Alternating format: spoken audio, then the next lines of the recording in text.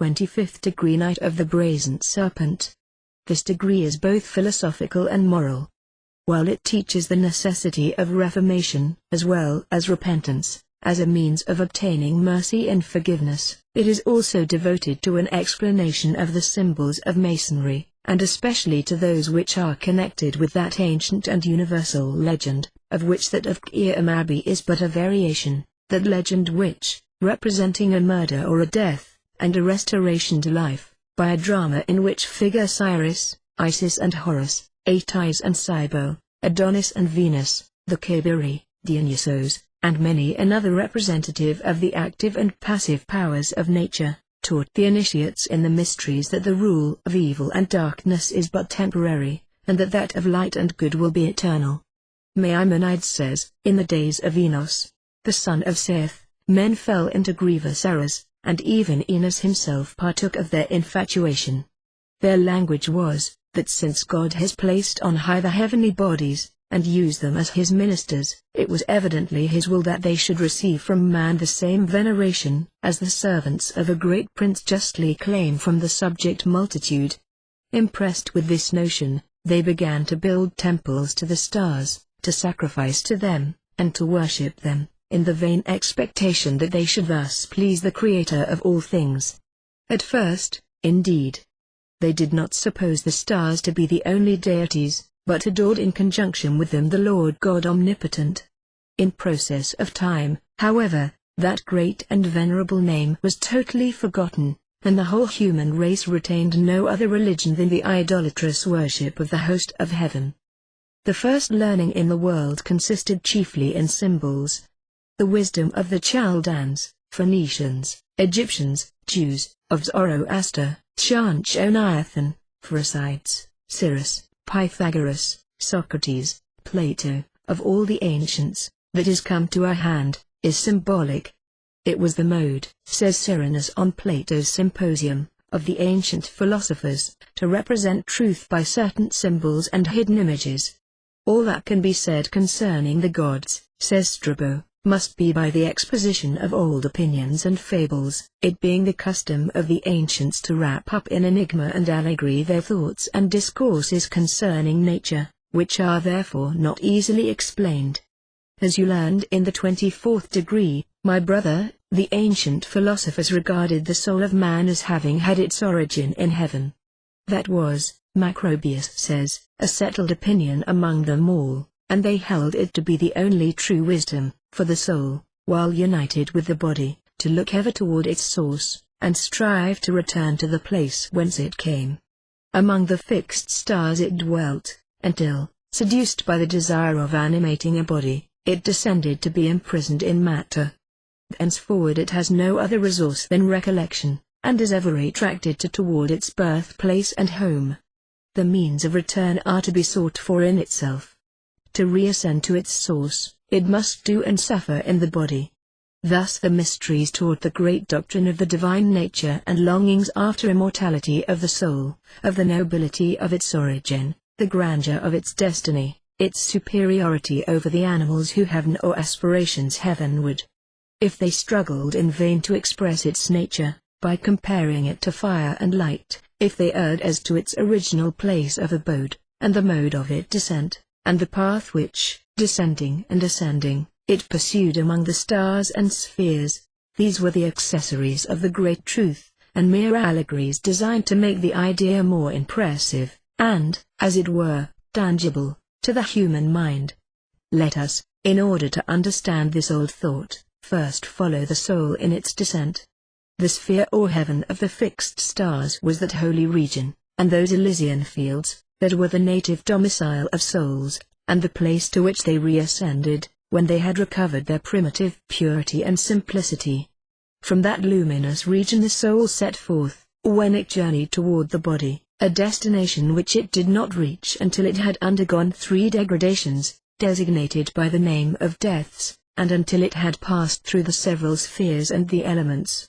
All souls remained in possession of heaven and of happiness, so long as they were wise enough to avoid the contagion of the body, and to keep themselves from any contact with matter.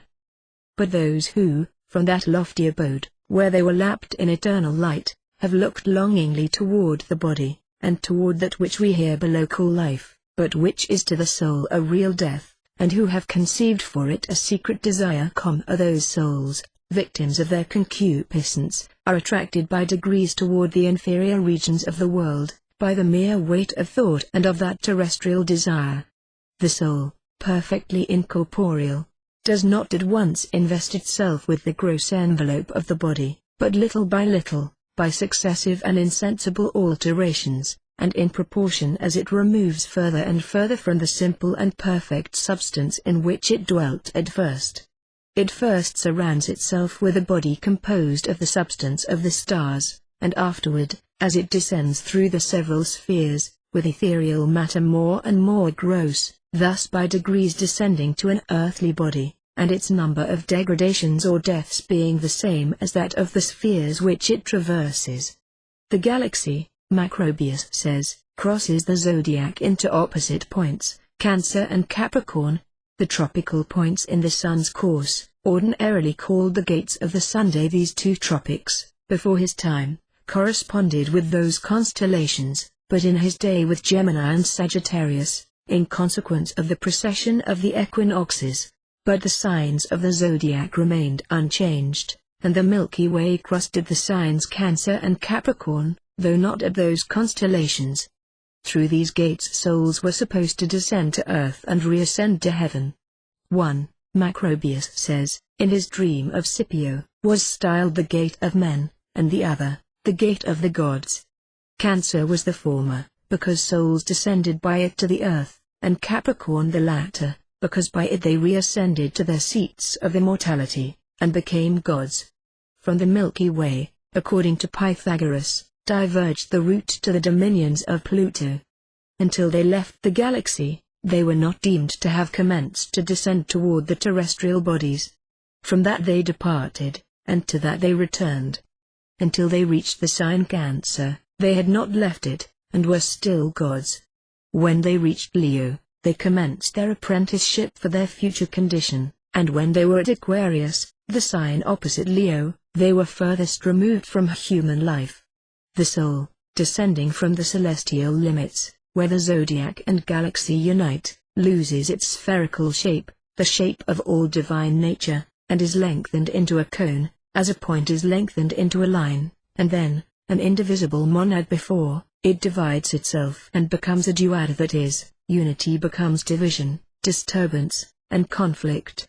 Then it begins to experience the disorder which reigns in matter, to which it unites itself, becoming, as it were, intoxicated by draughts of grosser matter, of which inebriation the cup of Bacchus, between Cancer and Leo, is a symbol. It is for them the cup of forgetfulness. They assemble, says Plato, in the fields of oblivion, to drink the water of the river Ems, which causes men to forget everything. This fiction is also found in Virgil. If souls, says Macrobius, carried with them into the bodies they occupy all the knowledge which they had acquired of divine things, during their sojourn in the heavens, men would not differ in opinion as to the deity, but some of them forget more, and some less, of that which they had learned. We smile at these notions of the ancients, but we must learn to look through these material images and allegories, to the ideas, struggling for utterance, the great speechless thoughts which they envelop, and it is well for us to consider whether we ourselves have yet found out any better way of representing to ourselves the soul's origin and its advent into this body, so entirely foreign to it, if, indeed, we have ever thought about it at all, or have not ceased to think, in despair. The highest and purest portion of matter, which nourishes and constitutes divine existences, is what the poets term nectar, the beverage of the gods. The lower, more disturbed and grosser portion, is what intoxicates souls. The ancients symbolized it as the river Lethe, dark stream of oblivion. How dare we explain the soul's forgetfulness of its antecedents, or reconcile that utter absence of remembrance of its former condition, with its essential immortality? In truth, we for the most part dread and shrink from any attempt at explanation of it to ourselves. Dragged down by the heaviness produced by this inebriating draught, the soul falls along the zodiac and the Milky Way to the lower spheres, and in its descent not only takes, in each sphere, a new envelope of the material composing the luminous bodies of the planets, but receives there the different faculties which it is to exercise while it inhabits the body. In Saturn, it acquires the power of reasoning and intelligence, or what is termed the logical and contemplative faculty. From Jupiter it receives the power of action. Mars gives it valor, enterprise, and impetuosity. From the Sun it receives the senses and imagination, which produce sensation, perception, and thought. Venus inspires it with desires. Mercury gives it the faculty of expressing and enunciating what it thinks and feels. And, on entering the sphere of the Moon, it acquires the force of generation and growth.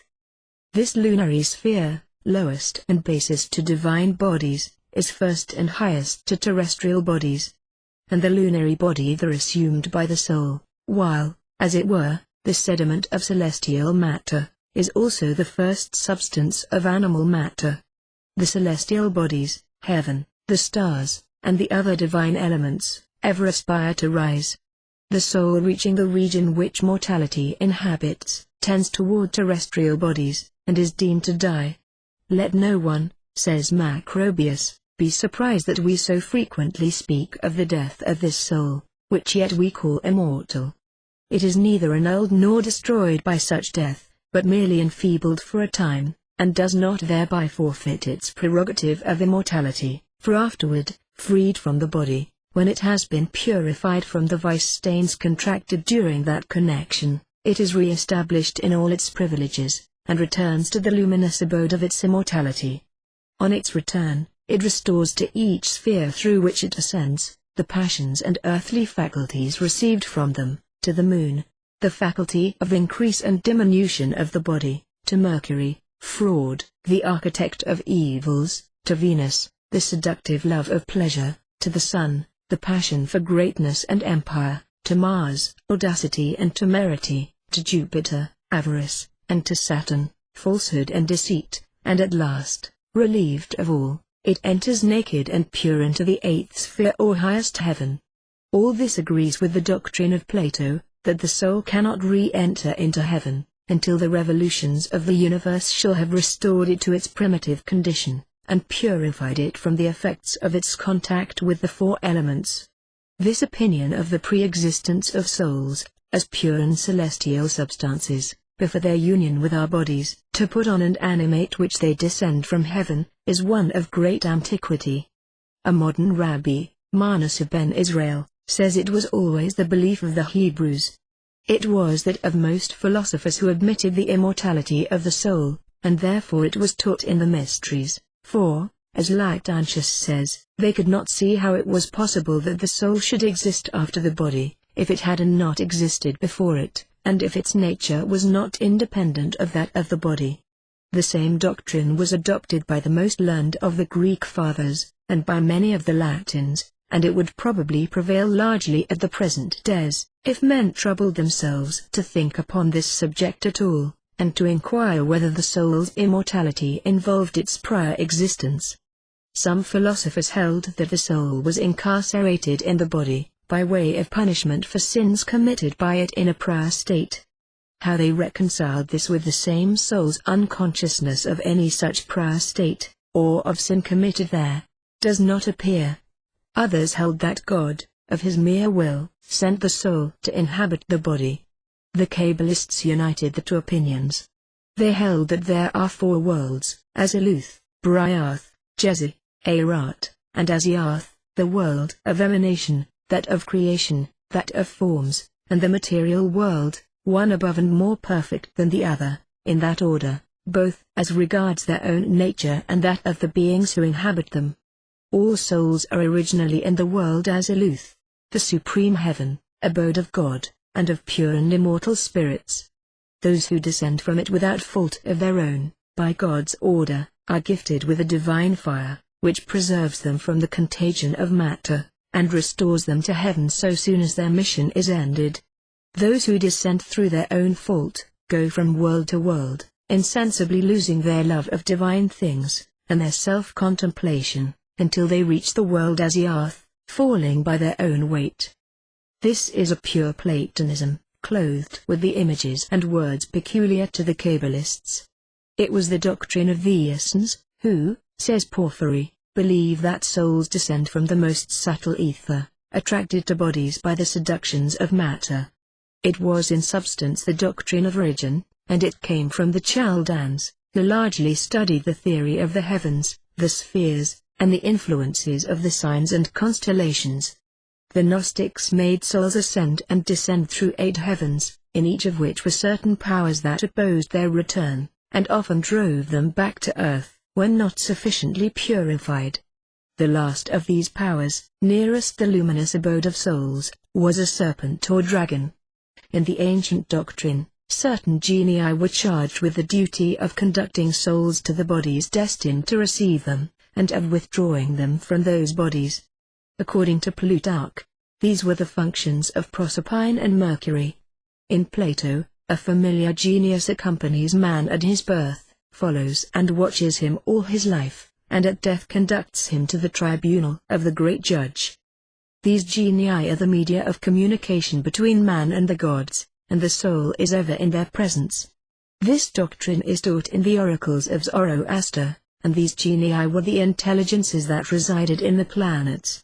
Thus the secret science and mysterious emblems of initiation were connected with the heavens, the spheres, and the constellations, and this connection must be studied by whomsoever would understand the ancient mind, and be enabled to interpret the allegories, and explore the meaning of the symbols, in which the old sages endeavored to delineate the ideas that struggled within them for utterance, and could be but insufficiently and inadequately expressed by language, whose words are images of those things alone that can be grasped by and are within the empire of the senses. It is not possible for us thoroughly to appreciate the feelings with which the ancients regarded the heavenly bodies, and the ideas to which their observation of the heavens gave rise, because we cannot put ourselves in their places, look at the stars with their eyes in the world's youth, and divest ourselves of the knowledge which even the commonest of us have, that makes us regard the stars and planets and all the universe of suns and worlds, as a mere inanimate machine and aggregate of senseless orbs, no more astonishing, except in degree, than a clock or an orrery. We wonder and are amazed at the power and wisdom, to most men it seems only a kind of infinite ingenuity, of the Maker. They wondered at the work, and endowed it with life and force and mysterious powers and mighty influences. Memphis, in Egypt, was in latitude 29½ north, and in longitude 30½ east. In Upper Egypt, in latitude 25½ north, and longitude 32½ east. Babylon was in latitude 32½ north, and longitude 44½ east, while Saba, the ancient with Saban capital of Ethiopia, was about in latitude 15½ north. Through Egypt ran the great river Nile, coming from beyond Ethiopia, its source in regions wholly unknown, in the abodes of heat and fire, and its course from south to north. Its inundations had formed the alluvial lands of Upper and Lower Egypt, which they continued to raise higher and higher, and to fertilize by their deposits.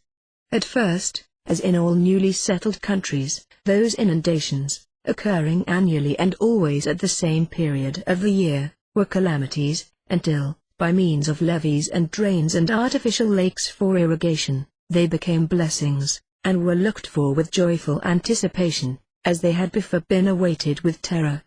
Upon the deposit left by the sacred river, as it withdrew into its banks, the husbandman sowed his seed, and the rich soil and the genial sun ensured him an abundant harvest.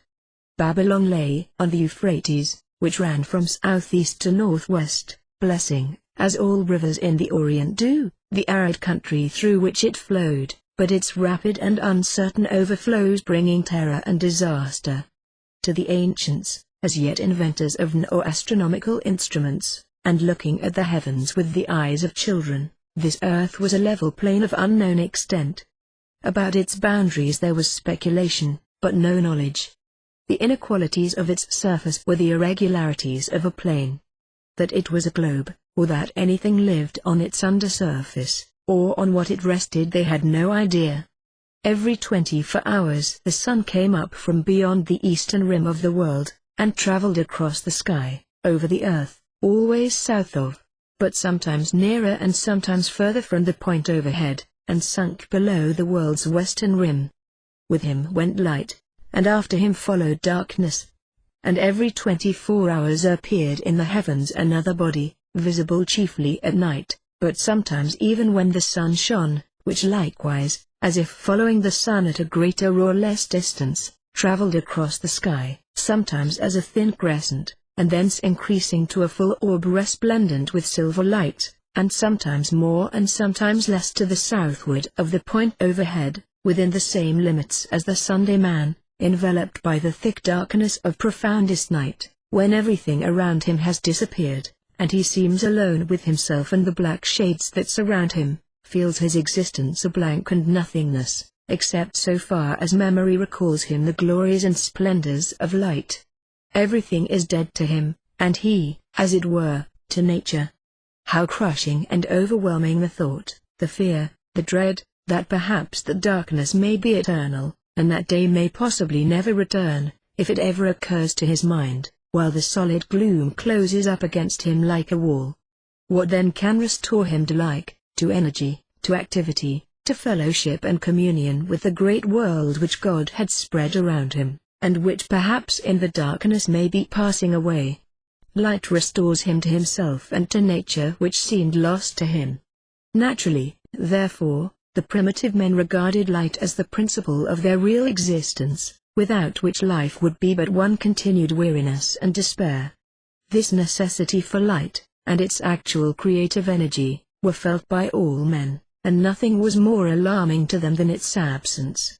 It became their first divinity, a single ray of which, flashing into the dark tumultuous bosom of chaos, caused man and all the universe to emerge from it.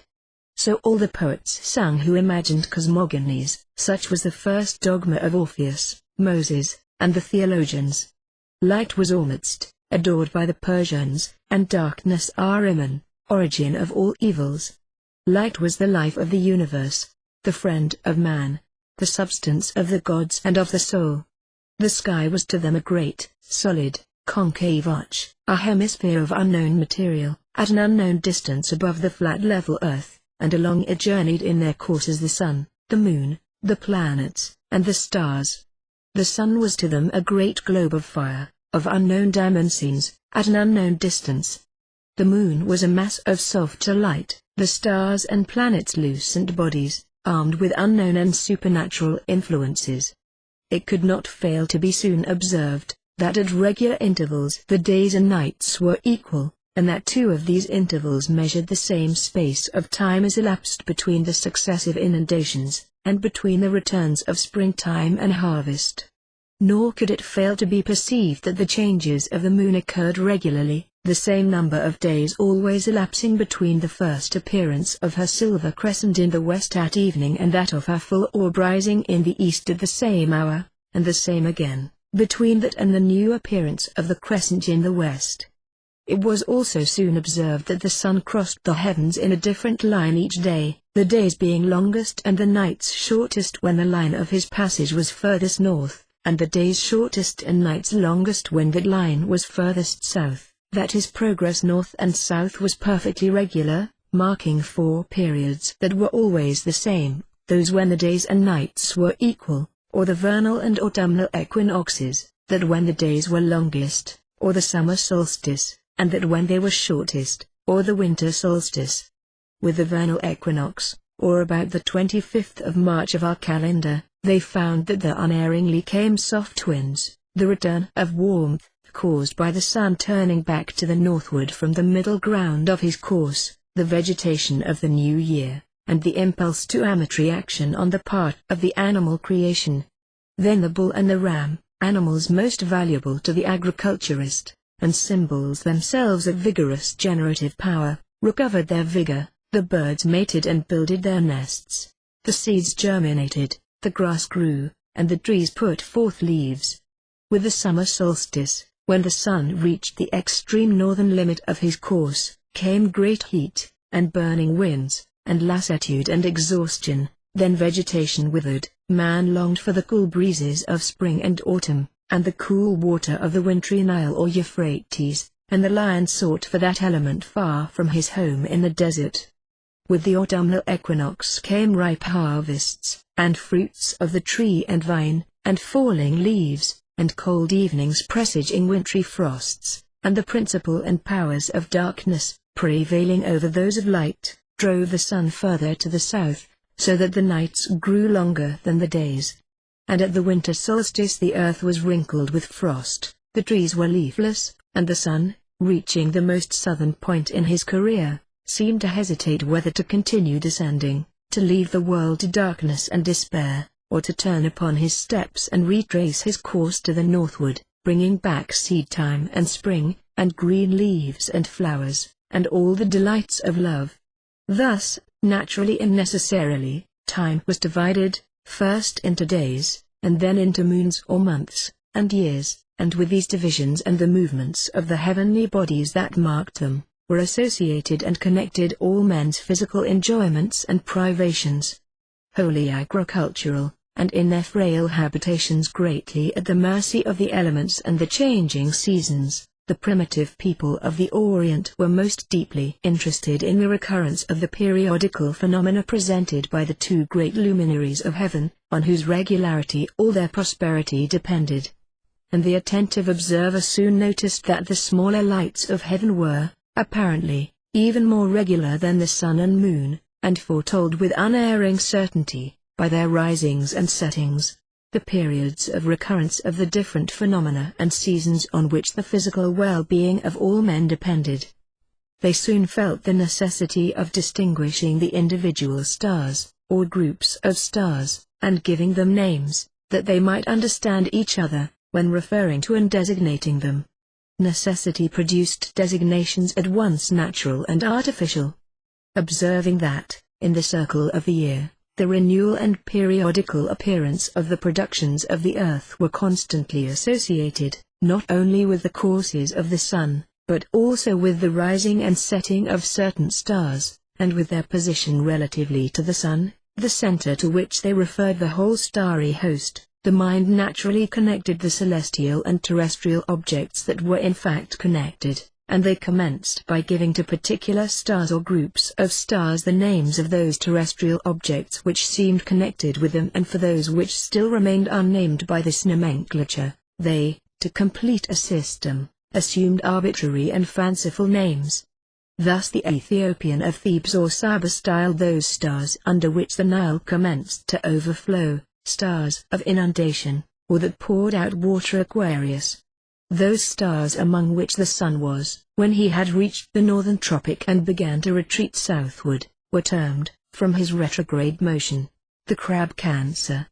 As he approached, in autumn, the middle point between the northern and southern extremes of his journeying, the days and nights became equal, and the stars among which he was then found were called stars of the balance, Libra.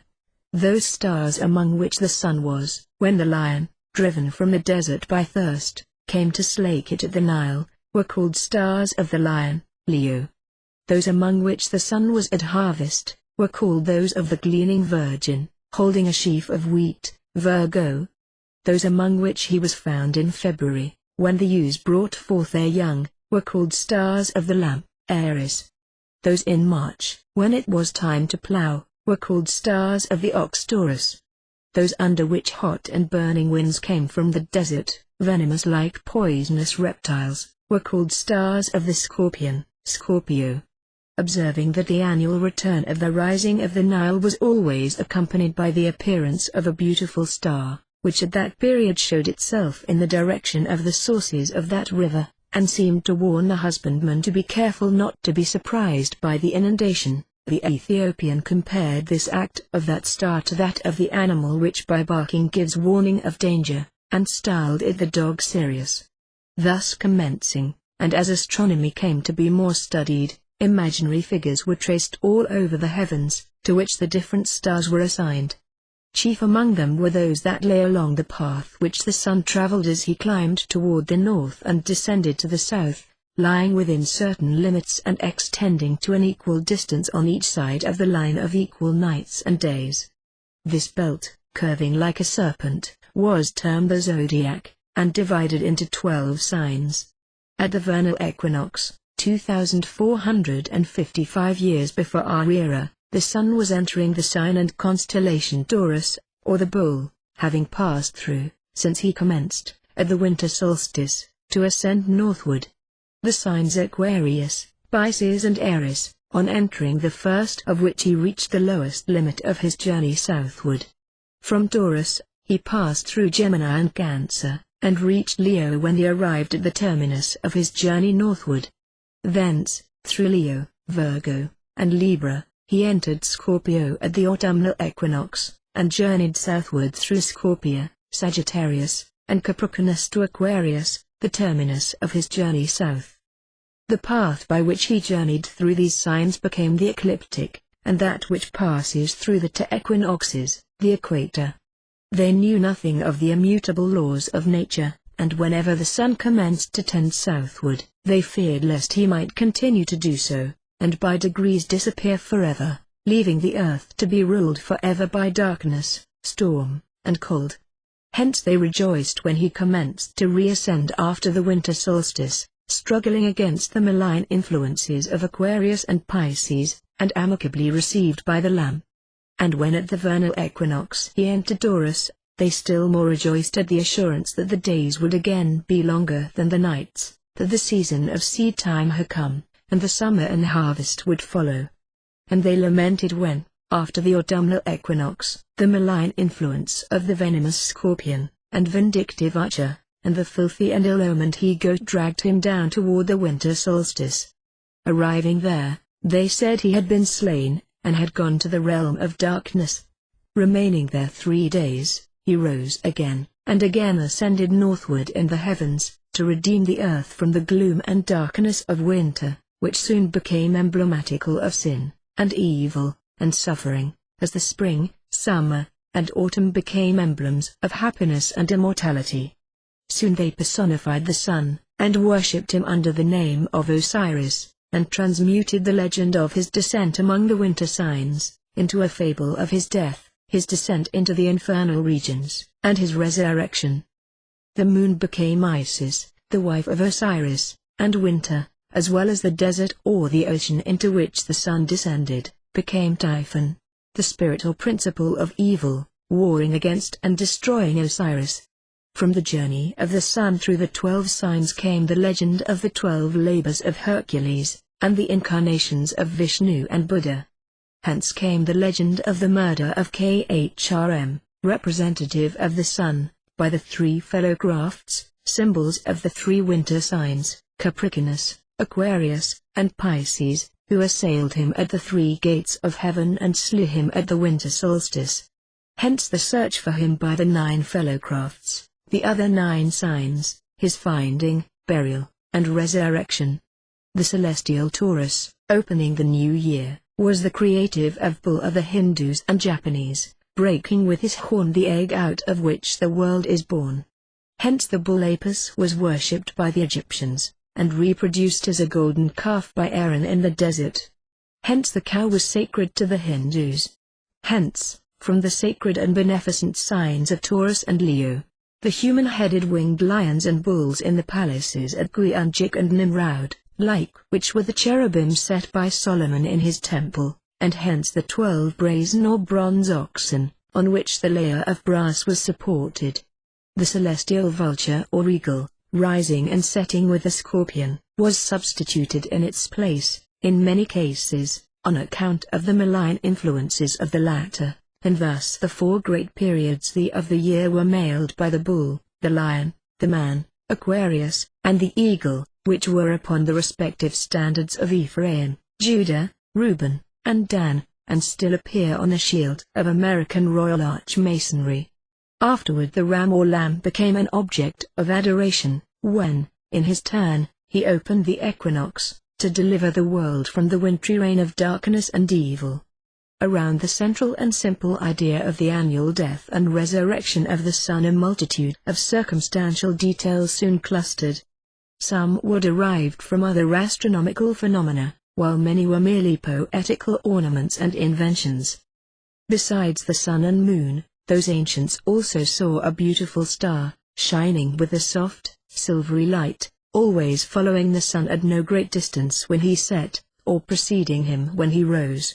Another of a red and angry color, and still another more kingly and brilliant than all, early attracted their attention, by their free movements among the fixed hosts of heaven, and the latter by his unusual brilliancy, and the regularity with which he rose and set. These were Venus, Mars, and Jupiter.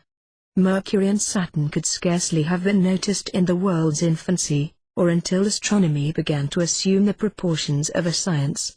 In the projection of the celestial sphere by the astronomical priests, the zodiac and constellations, arranged in a circle, presented their halves in diametrical opposition, and the hemisphere of winter was said to be adverse, opposed, contrary, to that of Slihim summer.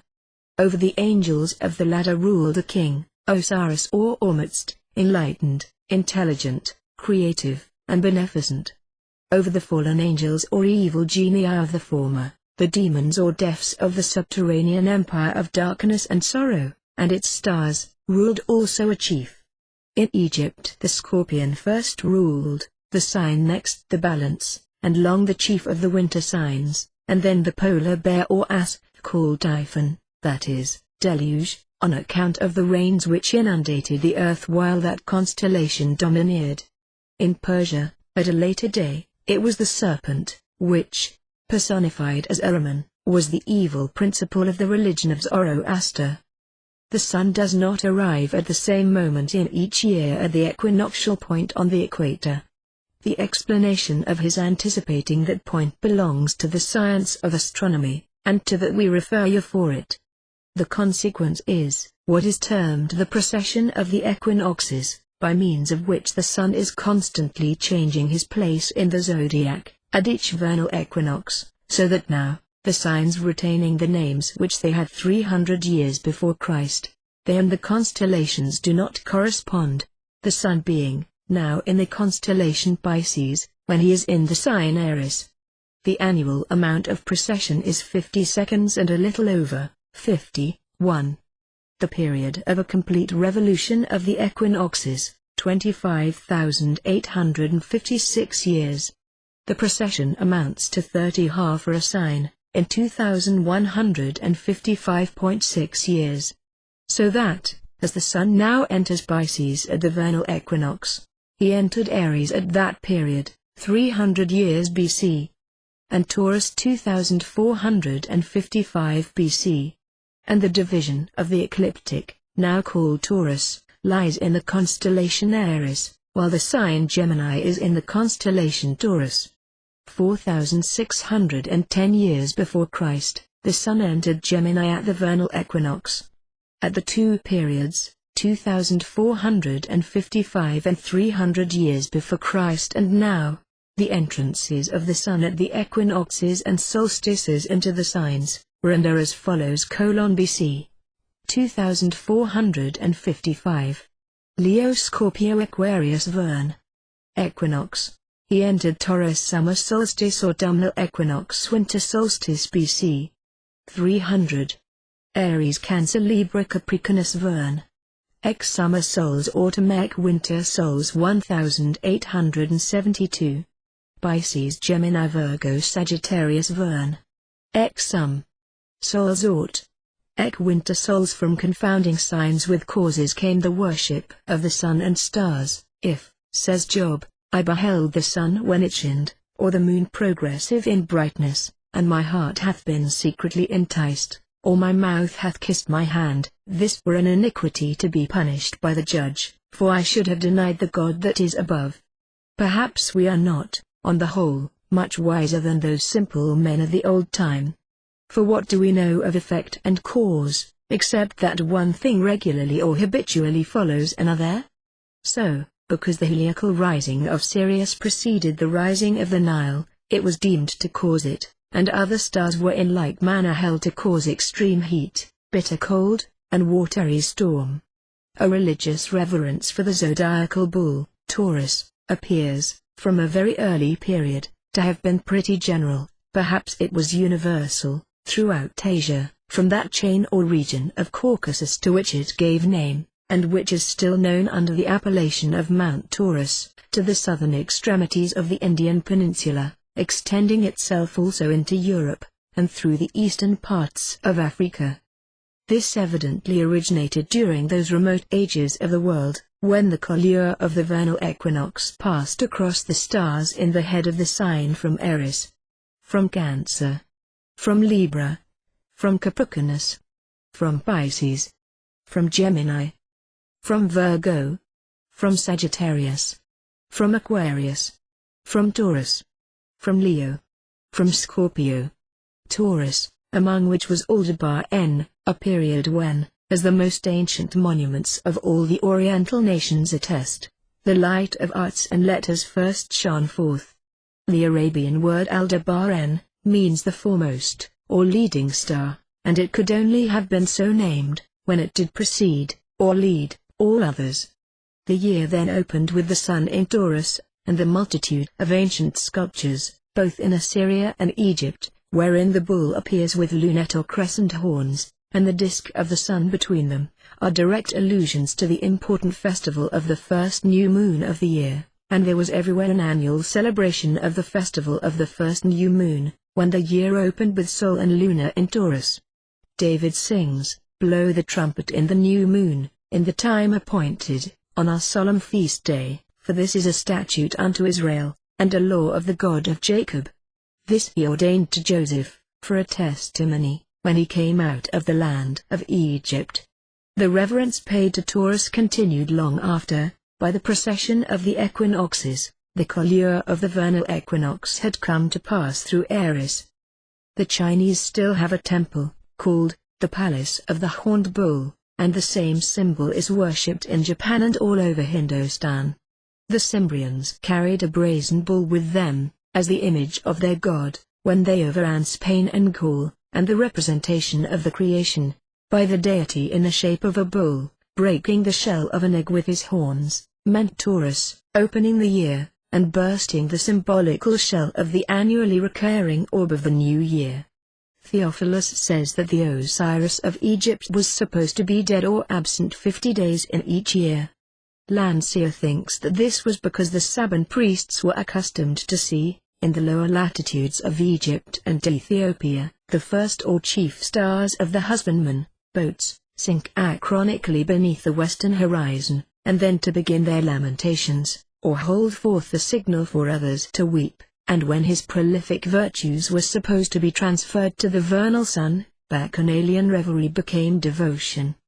Before the couleur of the vernal equinox had passed into Aries, and after it had left Aldebaran and the Hyades, the Pleiades were, for 7 or 8 centuries, the leading stars of the Saban year. And thus we see, on the monuments, the disk and crescent, symbols of the sun and moon in conjunction, appear successively, first on the head, and then on the neck and back of the zodiacal bull, and more recently on the forehead of the ram. The diagrammatical character or symbol, still in use to denote Taurus, is this very crescent and disk, a symbol that has come down to us from those remote ages when this memorable conjunction in Taurus, by marking the commencement, at once of the Saban year and of the cycle of the Chaldean Saros, so preeminently distinguished that sign as to become its characteristic symbol. On a bronze bull from China, the crescent is attached to the back of the bull, by means of a cloud, and a curved groove is provided for the occasional introduction of the disk of the sun, when solar and lunar time were coincident and conjunctive, at the commencement of the year, and of the lunar cycle. When that was made, the year did not open with the stars in the head of the bull, but when the couleur of the vernal equinox passed across the middle or later degrees of the asterism Taurus, and the Pleiades were, in China, as in Canaan, the leading stars of the year. The crescent and disk combined always represent the conjunctive sun and moon, and when placed on the head of the zodiacal bull, the commencement of the cycle termed eros by the Chaldeans, and metonic by the Greeks, and supposed to be alluded to in Job, by the phrase, Matzarath in his season, that is to say, when the first new moon and new sun of the year were coincident, which happened once in 18 years and a fraction. On the sarcophagus of Alexander, the same symbol appears on the head of a ram, which, in the time of that monarch, was the leading sign.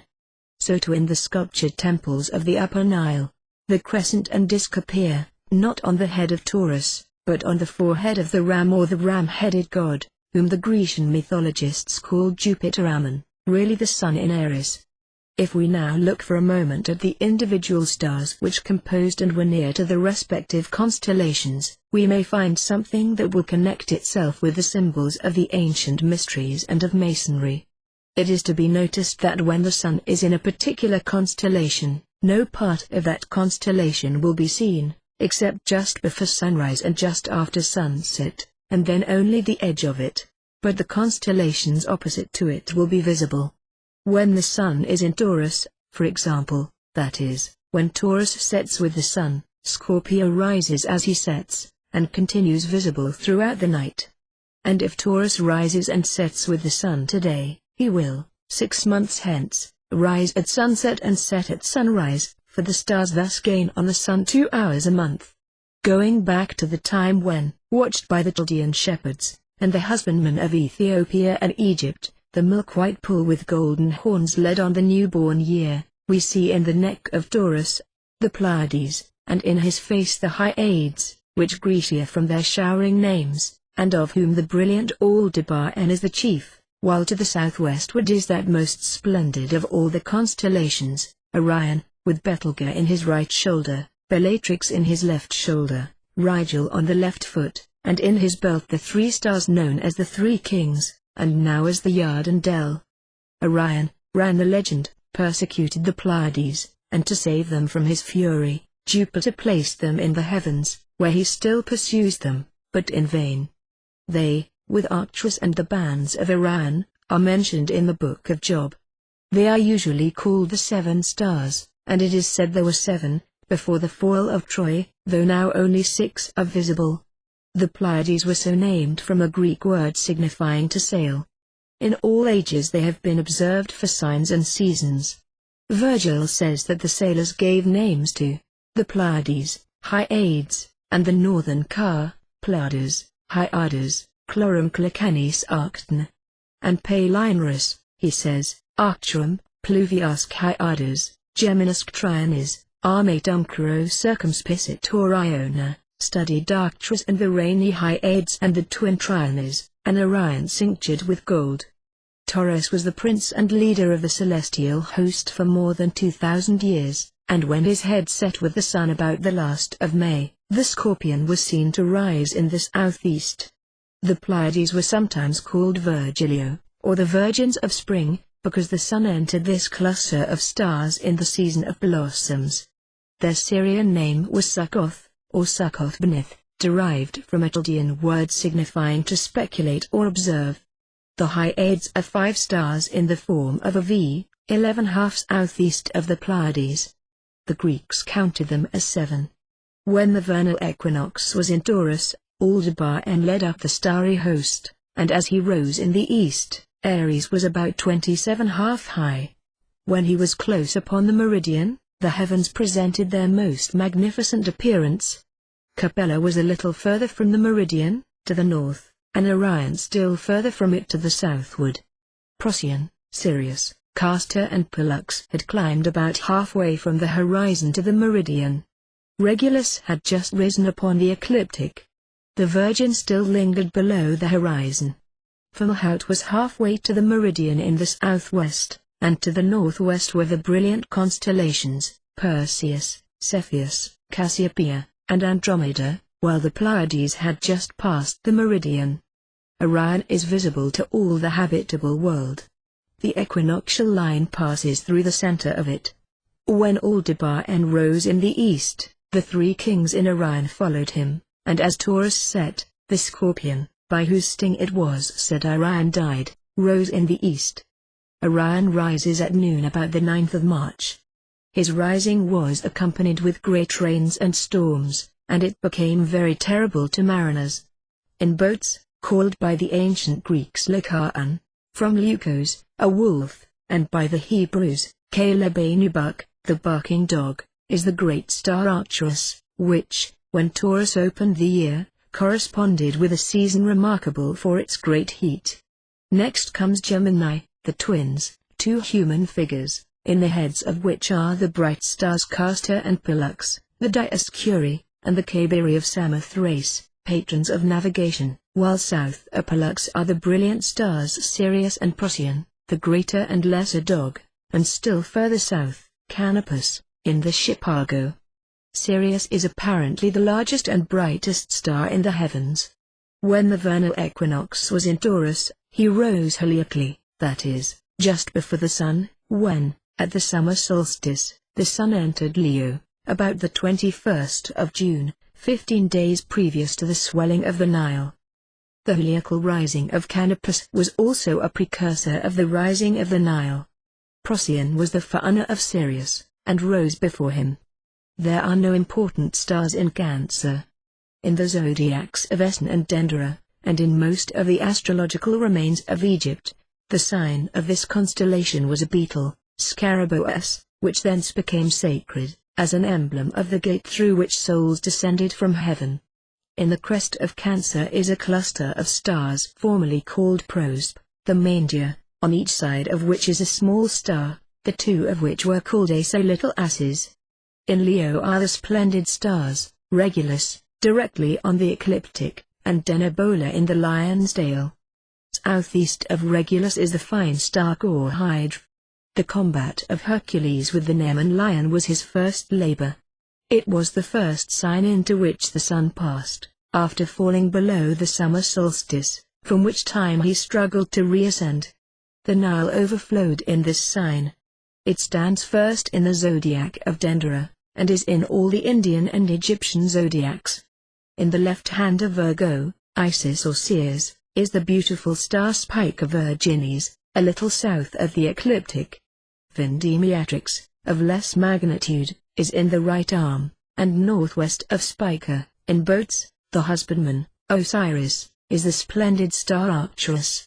The division of the first decan of the Virgin, Aben Ezra says, represents a beautiful virgin with flowing hair, sitting in a chair, with 2 ears of corn in her hand, and suckling an infant. In an Arabian Miss in the Royal Library at Paris, is a picture of the 12 signs. That of Virgo is a young girl with an infant by her side.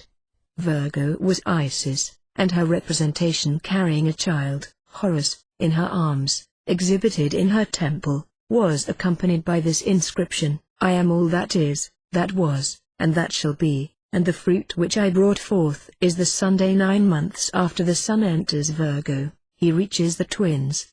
When Scorpio begins to rise, Orion sets. When Scorpio comes to the meridian, Leo begins to set, Typhon reigns, Osiris is slain, and Isis, the Virgin, his sister and wife, follows him to the tomb, weeping. The Virgin and boats, setting heliacally at the autumnal equinox, delivered the world to the wintry constellations, and introduced into it the genius of evil, represented by Ophiuchus, the serpent. At the moment of the winter solstice, the Virgin rose heliacally, with the sun, having the sun, Horus, in her bosom. In Libra are 4 stars of the 2nd and 3rd magnitude, which we shall mention hereafter. They are Zubin Jamali, Zubin Jimabi, Zubin Hakrabi, and Zubin Gubai. Near the last of these is the brilliant and malign star, Antares in Scorpio. In Scorpio, Antares, of the 1st magnitude, and remarkably red, was one of the 4 great stars, Fulhaut, in Cetus, Aldebaran in Taurus, Regulus in Leo, and Antares, that formerly answered to the solstitial and equinoctial points, and were much noticed by astronomers. This sign was sometimes represented by a snake, and sometimes by a crocodile, but generally by a scorpion, which last is found on the Mithriac monuments, and on the zodiac of Dendera. It was considered a sign accursed, and the entrance of the sun into it commenced the reign of Typhon. In Sagittarius, Capricornus, and Aquarius there are no stars of importance. Near Pisces is the brilliant star Fomalhaut. No sign in the zodiac is considered of more malignant influence than this. It was deemed indicative of violence and death. Both the Syrians and Egyptians abstained from eating fish, out of dread and abhorrence, and when the latter would represent anything as odious, or express hatred by hieroglyphics, they painted a fish. In Auriga is the bright star Capella, which to the Egyptians never set. And, circling ever round the North Pole are 7 stars, known as Ursa Major, or the Great Bear, which have been an object of universal observation in all ages of the world. They were venerated alike by the priests of Bel, the Magi of Persia, the shepherds of Chaldea, and the Phoenician navigators, as well as by the astronomers of Egypt. 2 of them, Merak and Dub, always point to the North Pole. The Phoenician and Egyptians, says Eusebius, were the first who ascribed divinity to the sun, moon, and stars, and regarded them as the sole causes of the production and destruction of all beings. From them went abroad over all the world all known opinions as to the generation and descent of the gods. Only the Hebrews looked beyond the visible world to an invisible creator. All the rest of the world regarded as gods those luminous bodies that blaze in the firmament, offered them sacrifices, bowed down before them, and raised neither their souls nor their worship above the visible heavens. The Chaldeans, Canaanites, and Syrians, among whom Abraham lived, did the same. The Canaanites consecrated horses and chariots to the sun. The inhabitants of Emesa in Phoenician adored him under the name of Elagabalus, and the sun, as Hercules, was the great deity of the Tyrians. The Syrians worshipped, with fear and dread, the stars of the constellation Pisces, and consecrated images of them in their temples. The sun as Adonis was worshipped in Byblos and about Mount Libanus. There was a magnificent temple of the sun at Palmyra, which was pillaged by the soldiers of Aurelian, who rebuilt it and dedicated it anew. The Pleiades, under the name of Succoth-Beneth, were worshipped by the Babylonian colonists who settled in the country of the Samaritans. Saturn, under the name of Remphan, was worshipped among the Copts. The planet Jupiter was worshipped as Bel or Baal, Mars as Malik, Malich, or Moloch, Venus as Ashtaroth or Astarte, and Mercury as Nebo, among the Syrians, Assyrians, Phoenicians, and Canaanites.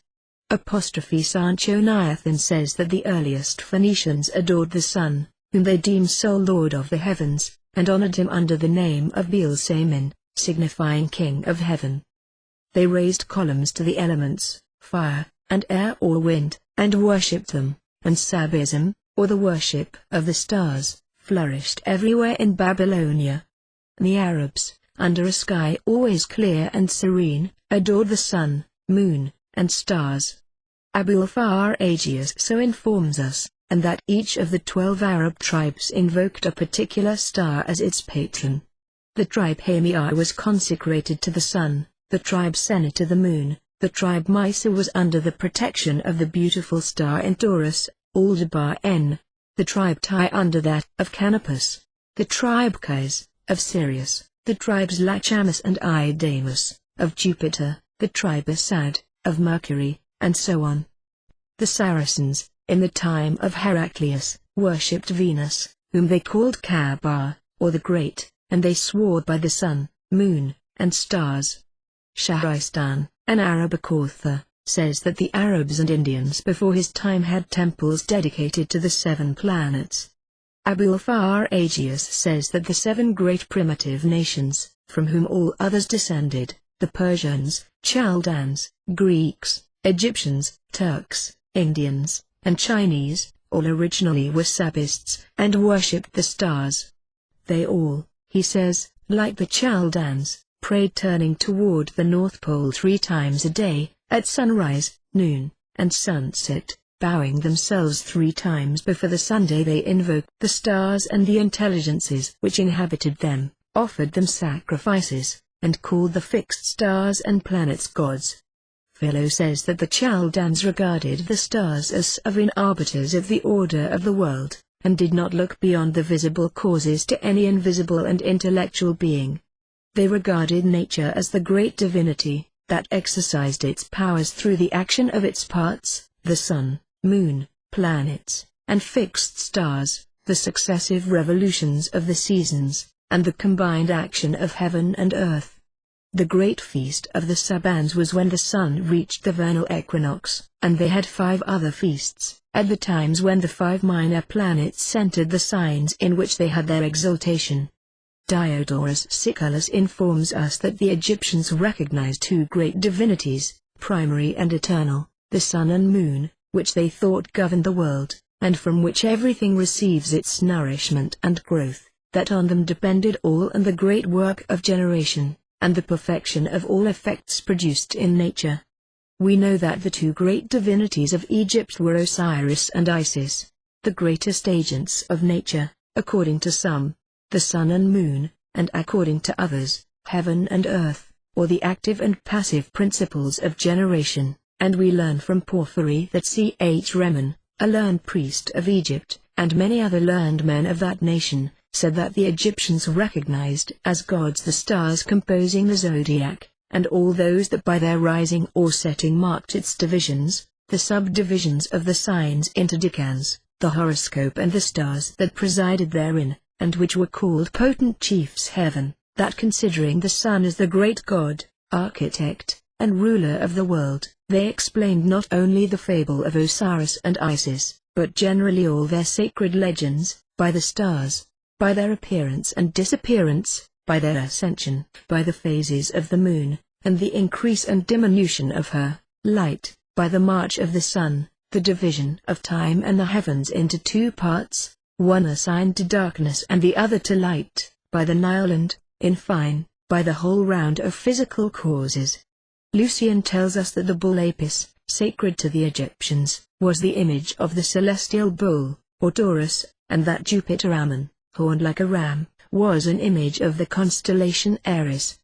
And Clemens of Alexandria assures us that the 4 principal sacred animals, carried in their processions, were emblems of the 4 signs or cardinal points which fixed the seasons at the equinoxes and solstices, and divided into 4 parts the yearly march of the sun. They worshipped fire also, and water, and the Nile, which river they styled Father, Preserver of Egypt, sacred emanation from the great god Osiris, and in their hymns in which they called it the god crowned with millet, which grain, represented by the schint, was part of the headdress of their kings, bringing with him abundance. The other elements were also revered by them, and the great gods, whose names are found inscribed on an ancient column, are the air, heaven, the earth, the sun, the moon, night, and day. And, in fine, as Eusebius says, they regarded the universe as a great deity, composed of a great number of gods, the different parts of itself. The same worship of the heavenly host extended into every part of Europe, into Asia Minor, and among the Turks, Scythians, and Tartars. The ancient Persians adored the sun as Mithras, and also the moon, Venus, fire, earth, air, and water, and, having no statues or altars, they sacrificed on high places to the heavens and to the sun. On 7 ancient Pyria they burned incense to the 7 planets, and considered the elements to be divinities.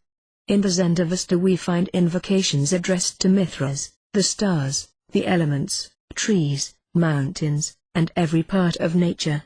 The celestial bull is invoked there, to which the moon unites herself, and the 4 great stars, Taspter, Saturvis, Haftarang, and Venant, the great star Rapitan, and the other constellations which watch over the different portions of the earth. The Magi, like a multitude of ancient nations, worshipped fire, above all the other elements and powers of nature. In India, the Ganges and the Indus were worshipped, and the sun was the great divinity. They worshipped the moon also, and kept up the sacred fire.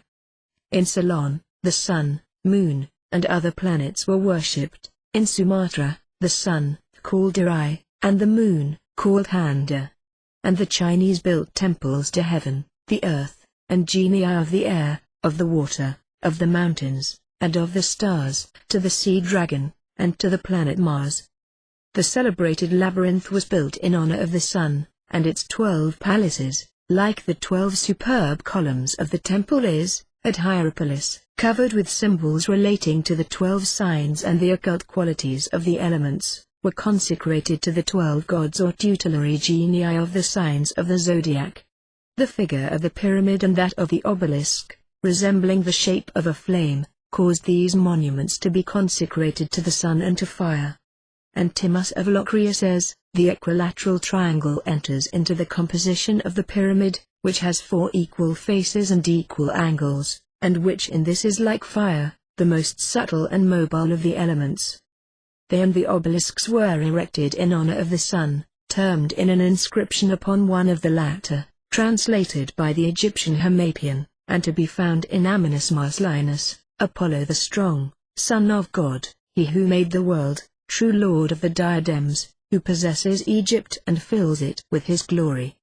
The 2 most famous divisions of the heavens, by 7, which is that of the planets, and by 12, which is that of the signs, are found on the religious monuments of all the people of the ancient world. The 12 great gods of Egypt are met with everywhere.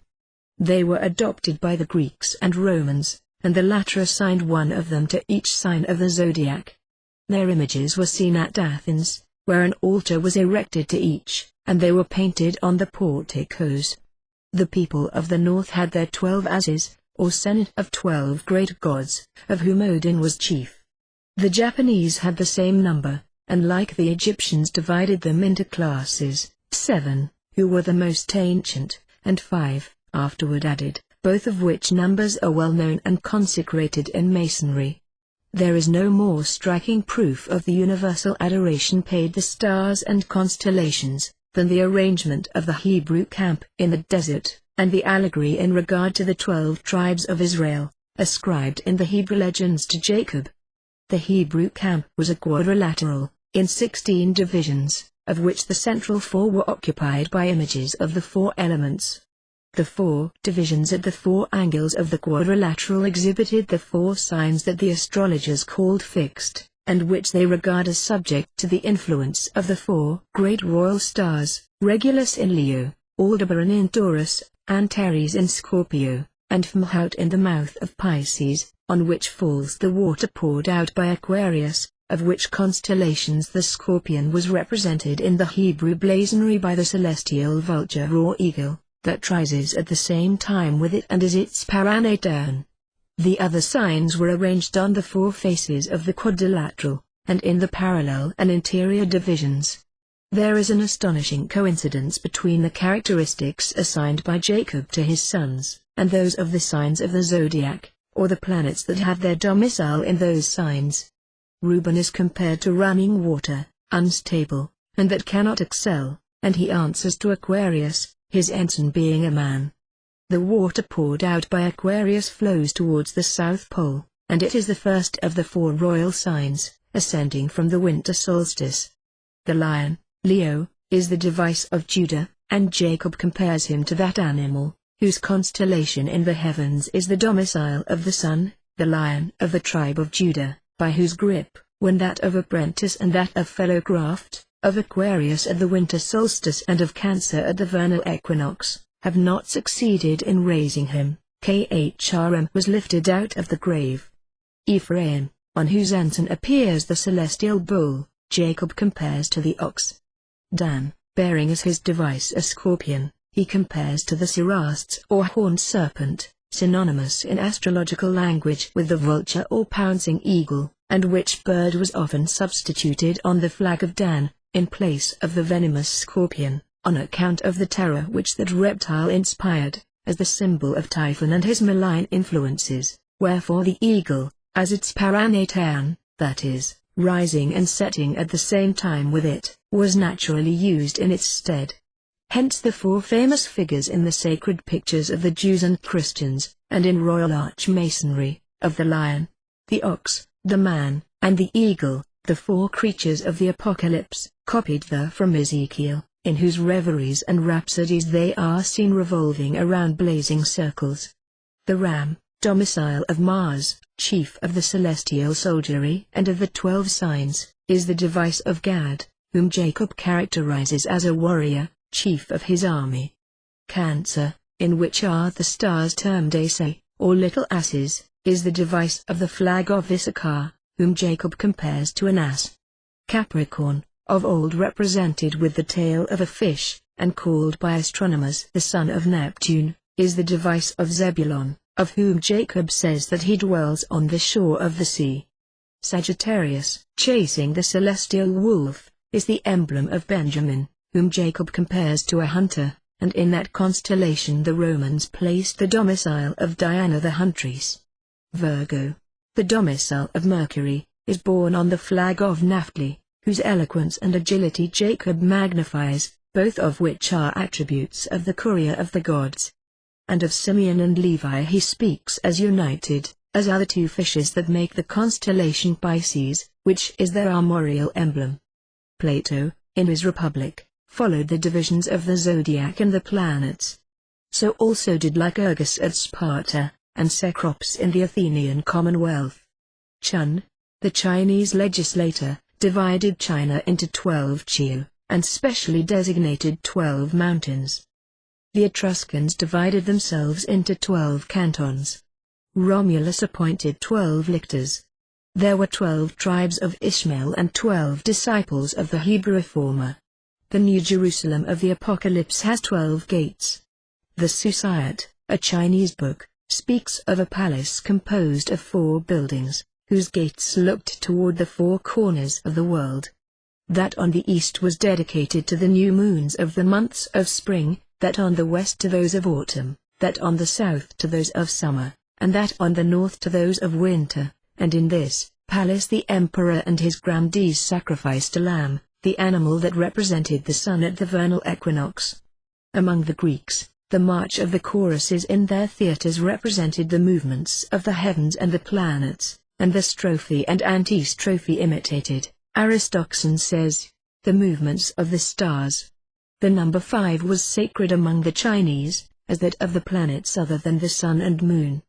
Astrology consecrated the numbers 12, 7, 30, and 360, and everywhere 7, the number of the planets, was as sacred as 12, that of the signs, the months, the oriental cycles, and the sections of the horizon.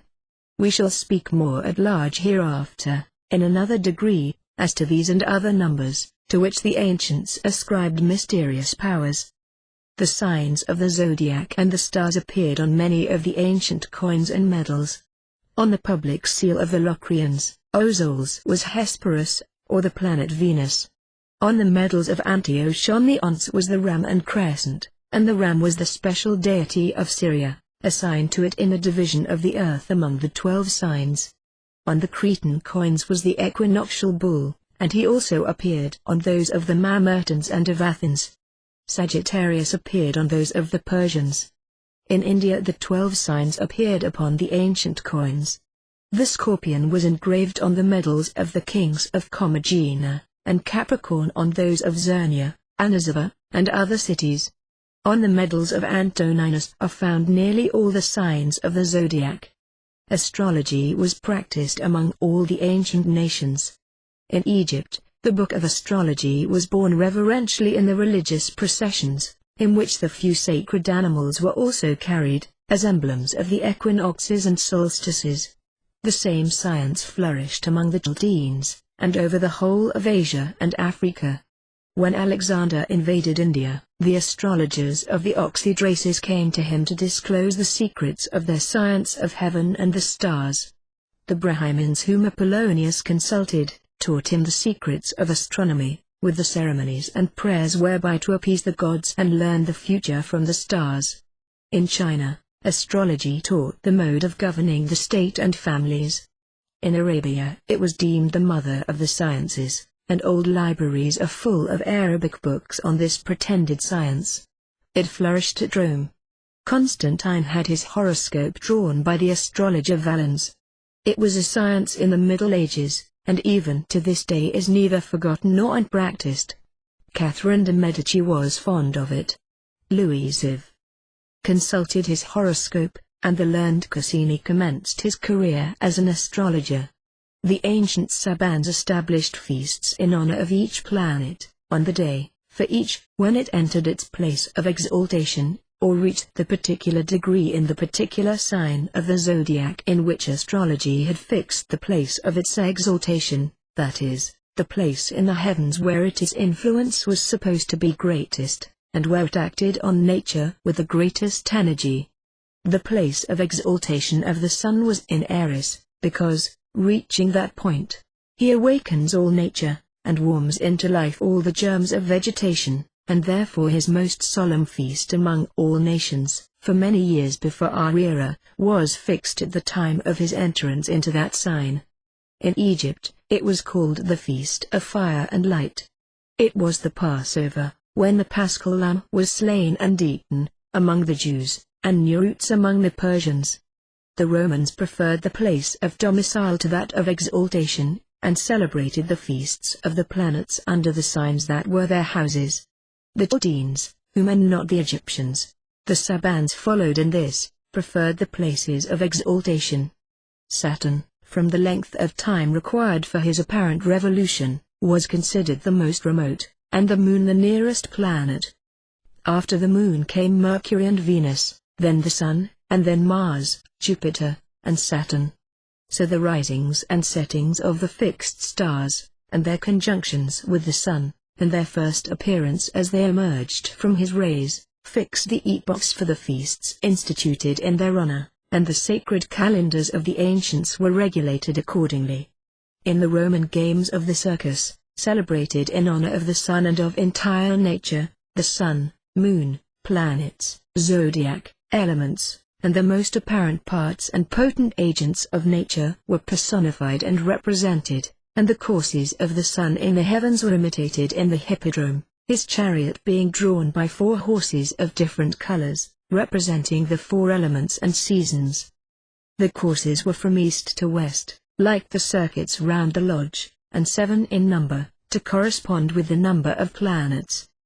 The movements of the 7 stars that revolve around the pole were also represented, as were those of Capella, which by its heliacal rising at the moment when the sun reached the Pleiades, in Taurus, announced the commencement of the annual revolution of the Sunday, the intersection of the zodiac by the colures of the equinoctial and solstitial points, fixed 4 periods, each of which has, by one or more nations, and in some cases by the same nation at different periods, been taken from the commencement of the year. Some adopted the vernal equinox, because then day began to prevail over night, and light gained a victory over darkness. Sometimes the summer solstice was preferred, because then day attained its maximum of duration, and the acme of its glory and perfection.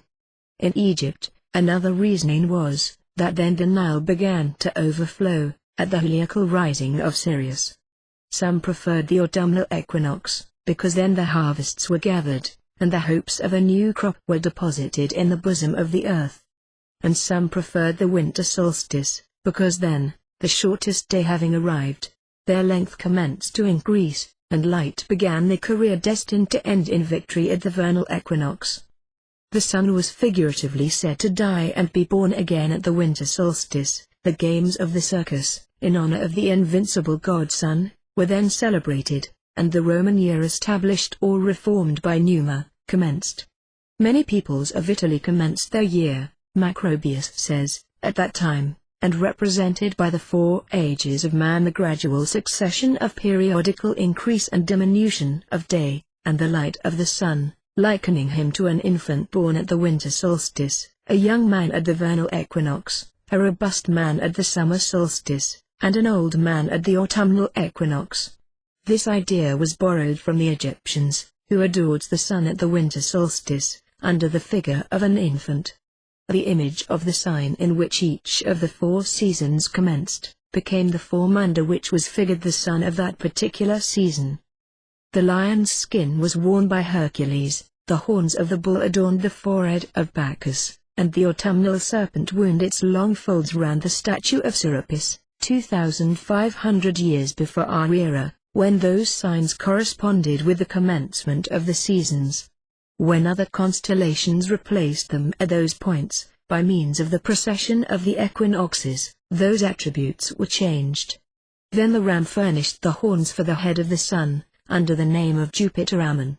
He was no longer born exposed to the waters of Aquarius, like Bacchus, nor enclosed in an urn like the god Canopus, but in the stables of Ogyges or the celestial goat. He then completed his triumph, mounted on an ass, in the constellation Cancer, which then occupied the solstitial point of summer. Other attributes: the images of the sun borrowed from the constellations which, by their rising and setting, fixed the points of departure of the year, and the commencements of its four principal divisions. First the bull and afterward the ram, called by the Persians the lamb, was regarded as the regenerator of nature, through his union with the Sunday. Each, in his turn, was an emblem of the sun overcoming the winter darkness, and repairing the disorders of nature, which every year was regenerated under these signs, after the scorpion and serpent of autumn had brought upon it barrenness, disaster, and darkness. Mithras was represented sitting on a bull, and that animal was an image of Osiris, while the Greek Bacchus armed his front with its horns, and was pictured with its tail and feet. The constellations also became noteworthy to the husbandman, which by their rising or setting, at morning or evening, indicated the coming of this period of renewed fruitfulness and new life.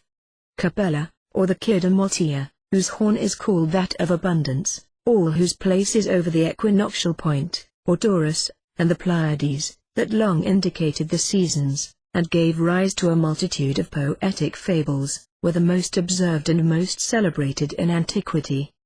The original Roman year commenced at the vernal equinox. July was formerly called Quintilis, the 5th month, and August Sextilis, the 6th, as September is still the 7th month, October the 8th, and so on. The Persians commenced their year at the same time, and celebrated their great feast of Newrouz when the sun entered Aries and the constellation Perseus rose. Perseus, who first brought down to earth the heavenly fire consecrated in their temples, and all the ceremonies then practiced reminded men of the renovation of nature and the triumph of Ormuzd, the light god, over the powers of darkness, and Ahriman their chief. The legislator of the Jews fixed the commencement of their year in the month Nisan, at the vernal equinox, at which season the Israelites marched out of Egypt and were relieved of their long bondage, in commemoration of which exodus, they ate the paschal lamb at that equinox. And when Bacchus and his army had long marched in burning deserts, they were led by a lamb or ram into beautiful meadows, and to the springs that watered the temple of Jupiter Ammon. For, to the Arabs and Ethiopians, whose great divinity Bacchus was, nothing was so perfect a type of Elysium as a country abounding in springs and rivulets. Orion, on the same meridian with the stars of Taurus, died of the sting of the celestial scorpion, that rises when he sets, as dies the bull of Mithras in autumn, and in the stars that correspond with the autumnal equinox we find those malevolent genii that ever war against the principle of good, and that take from the sun and the heavens the fruit-producing power that they communicate to the earth. With the vernal equinox, dear to the sailor as to the husbandman, came the stars that, with the sun, open navigation, and rule the stormy seas. Then the twins plunge into the solar fires, or disappear at setting, going down with the sun into the bosom of the waters. And these tutelary divinities of mariners, the Dioscuri or chief Kairi of Samothrace, sailed with Jason to possess themselves of the golden fleeced ram, or Aries, whose rising in the morning announced the sun's entry into Taurus, when the serpent-bearer Jason rose in the evening, and, in aspect with the Dioscuri, was deemed their brother. And Orion, son of Neptune, and most potent controller of the tempest-tortured ocean, announcing sometimes calm and sometimes tempest, rose after Taurus, rejoicing in the forehead of the new year. The summer solstice was not less an important point in the sun's march than the vernal equinox, especially to the Egyptians, to whom it not only marked the end and term of the increasing length of the days and of the domination of light, and the maximum of the sun's elevation, but also the annual recurrence of that phenomenon peculiar to Egypt, the rising of the Nile, which, ever accompanying the sun in his course, seemed to rise and fall as the days grew longer and shorter, being lowest at the winter solstice, and highest at that of summer. Thus the sun seemed to regulate its swelling, and the time of his arrival at the solstitial point being that of the first rising of the Nile, was selected by the Egyptians as the beginning of a year which they called the Year of God, and of the Scythiac period, or the period of Cephus, the dog star, who, rising in the morning, fixed that epoch, so important to the people of Egypt. This year was also called the Heliac, that is the solar year, and the canicular year, and it consisted of 365 days, without intercalation, so that at the end of 4 years, or of 4 times 365 days, making 1460 days, it needed to add a day, to make 4 complete revolutions of the Sunday. To correct this, some nations made every 4th year consist, as we do now, of 366 days, but the Egyptians preferred to add nothing to the year of 365 days, which, at the end of 120 years, or of 30 times 4 years, was short 30 days or a month. That is to say, it required a month more to complete the 120 revolutions of the sun, though so many were counted, that is, so many years. Of course the commencement of the 121st year would not correspond with the summer solstice, but would precede it by a month, so that, when the sun arrived at the solstitial point whence he at first set out, and whereto he must needs return, to make in reality 120 years, or 120 complete revolutions, the first month of the 121st year would have ended. Thus, if the commencement of the year went back 30 days every 120 years, this commencement of the year, continuing to recede, would, at the end of 12 times 120 years, or of 1460 years, get back to the solstitial point, or primitive point of departure of the period. The sun would then have made but 1459 revolutions, though 1460 were counted, to make up which, a year more would need to be added. So that the sun would not have made his 1460 revolutions until the end of 1461 years of 365 days each revolution being in reality not 365 days exactly, but 365 quarter. This period of 1461 years, each of 365 days, bringing back the commencement of the solar year to the solstitial point, at the rising of Sirius, after 1460 complete solar revolutions, was called in Egypt the Scythiac period, the point of departure whereof was the summer solstice, first occupied by the Lion and afterward by Cancer, under which sign is Sirius, which opened the period. It was, says Porphyry, at this solstitial new moon, accompanied by the rising of Seth or the dog star, that the beginning of the year was fixed, and that of the generation of all things, or, as it were, the natal hour of the world. Not Sirius alone determined the period of the rising of the Nile, Aquarius, his urn, and the stream flowing from it, in opposition to the sign of the summer solstice then occupied by the sun, opened in the evening the march of night, and received the full moon in his cup. Above him and with him rose the feet of Pegasus, struck wherewith the waters flow forth that the Muses drink. The lion and the dog, indicating, were supposed to cause the inundation, and so were worshipped.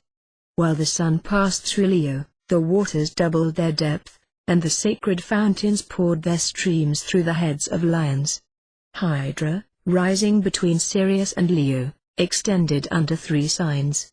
Its head rose with Cancer, and its tail with the feet of the Virgin and the beginning of Libra, and the inundation continued while the sun passed along its whole extent. The successive contest of light and darkness for the possession of the lunar disk, each being by turns victor and vanquished, exactly resembled what passed upon the earth by the action of the sun and his journeys from one solstice to the other. The lunar revolution presented the same periods of light and darkness as the year, and was the object of the same religious fictions. Above the moon, Pliny said, everything is pure, and filled with eternal light. There ends the cone of shadow which the earth projects, and which produces night. There ends the sojourn of night and darkness, to it the air extends. But there we enter the pure substance. The Egyptians assigned to the moon the demiurgic or creative force of Osiris, who united himself to her in the spring, when the sun communicated to her the principles of generation which she afterward disseminated in the air and all the elements. The Persians considered the moon to have been impregnated by the celestial bull, first of the signs of spring. In all ages, the moon has been supposed to have great influence upon vegetation, and the birth and growth of animals, and the belief is as widely entertained now as ever, and that influence regarded as a mysterious and inexplicable one. Not the astrologers alone, but naturalists like Pliny, philosophers like Plutarch and Cicero, theologians like the Egyptian priests, and metaphysicians like Proclus, believed firmly in these lunar influences. The Egyptians, says Diodorus Siculus, acknowledged two great gods, the sun and moon, or Osiris and Isis, who govern the world and regulate its administration by the dispensation of the seasons. Such is the nature of these two great divinities, that they impress an active and fecundating force, by which the generation of beings is effected, the sun, by heat and that spiritual principle that forms the breath of the winds, the moon by humidity and dryness, and both by the forces of the air which they share in common. By this beneficial influence everything is born, grows, and vegetates. Wherefore this whole huge body, in which nature resides, is maintained by the combined action of the sun and moon, and their five qualities, the principles spiritual, fiery, dry, humid, and airy. So five primitive powers, elements, or elementary qualities, are united with the sun and moon in the Indian theology: air, spirit, fire, water, and earth, and the same five elements are recognized by the Chinese. The Phoenicians, like the Egyptians, regarded the sun and moon and stars as sole causes of generation and destruction here below. The moon, like the sun, changed continually the track in which she crossed the heavens, moving ever to and fro between the upper and lower limits of the zodiac, and her different places, phases, and aspects there, and her relations with the sun and the constellations, have been a fruitful source of mythological fables. All the planets had what astrology termed their houses, in the zodiac. The house of the sun was in Leo, and that of the moon in Cancer. Each other planet had two signs: Mercury had Gemini and Virgo, Venus, Taurus and Libra, Mars, Aries and Scorpio, Jupiter, Pisces and Sagittarius, and Saturn, Aquarius and Capricornus.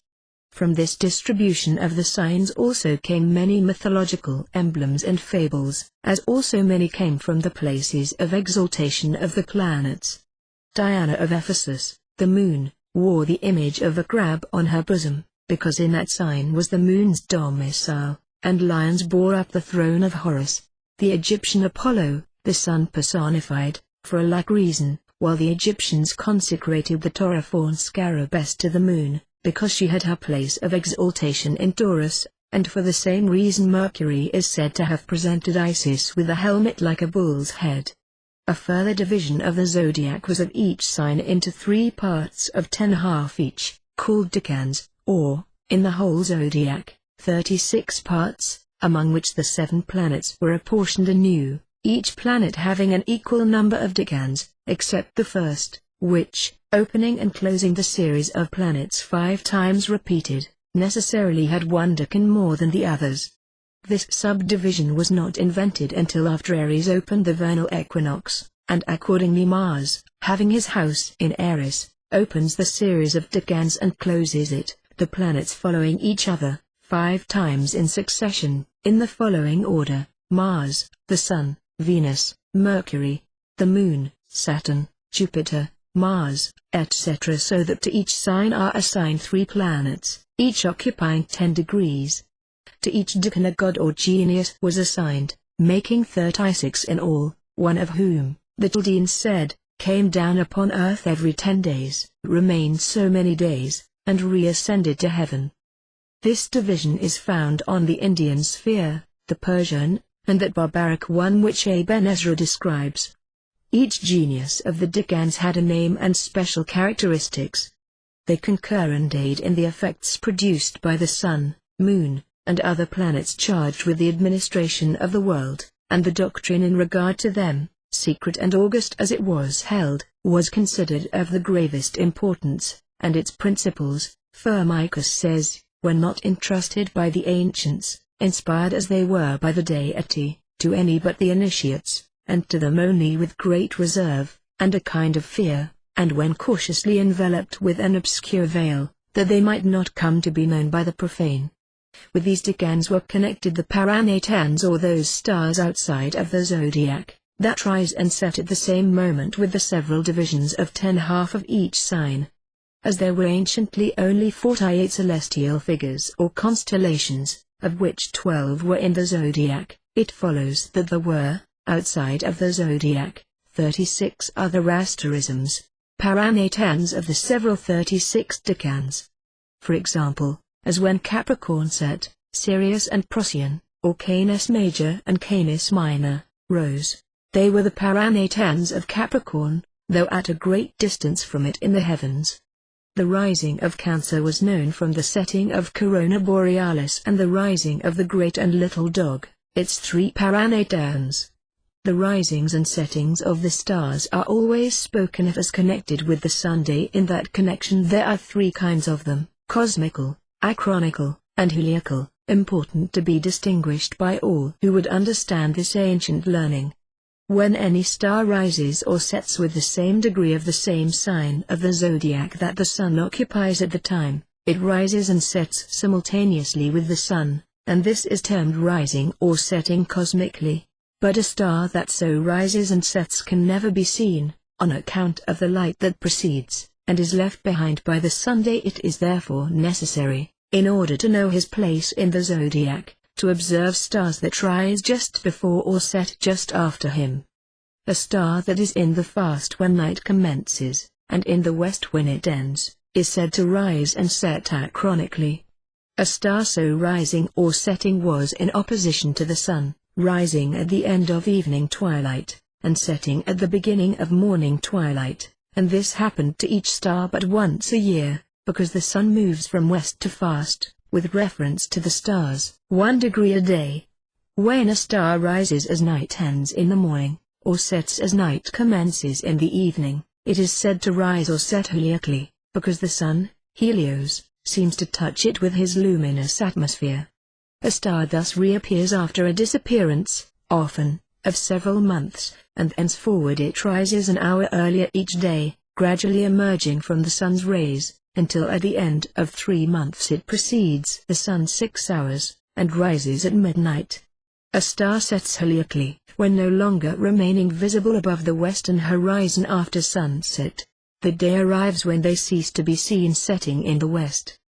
They so remain invisible, until the sun passes so far to the eastward as not to eclipse them with his light, and then they reappear, but in the east, about an hour and a half before sunrise, and this is their heliacal rising. In this interval, the cosmical rising and setting take place. Besides the relations of the constellations and their paranatalians with the houses and places of exaltation of the planets, and with their places in the respective signs and decans, the stars were supposed to produce different effects according as they rose or set, and according as they did so either cosmically, achronically, or heliacally, and also according to the different seasons of the year in which these phenomena occurred, and these differences were carefully marked on the old calendars, and many things in the ancient allegories are referable to them. Another and most important division of the stars was into good and bad, beneficent and malevolent. With the Persians, the former, of the zodiacal constellations, were from Aries to Virgo, inclusive, and the latter from Libra to Pisces, inclusive. Hence the good angels and genii, and the bad angels, deaths, evil genii, devils, fallen angels, titans, and giants of the mythology. The other 36 constellations were equally divided, 18 on each side, or, with those of the zodiac, 24.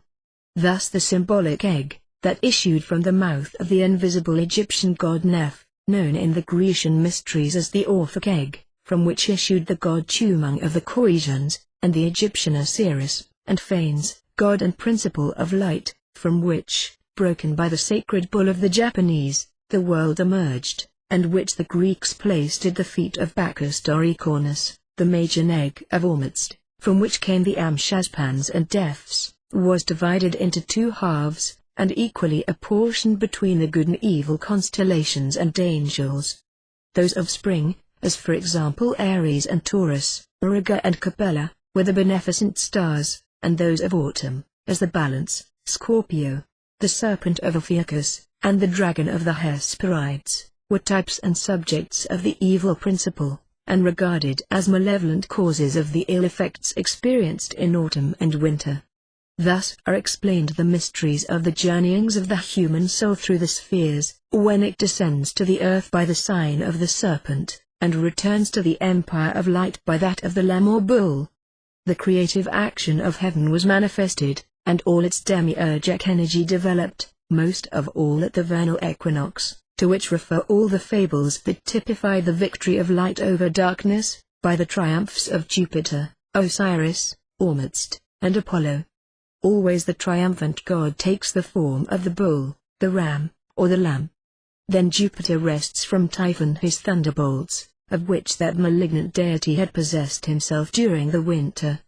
Then the god of light overwhelms his foe, pictured as a huge serpent. Then winter ends, the sun, seated on the bull and accompanied by Orion, blazes in the heavens. All nature rejoices at the victory, and order and harmony are everywhere re-established, in place of the dire confusion that reigned while gloomy Typhon domineered, and Ahriman prevailed against Ormuzd.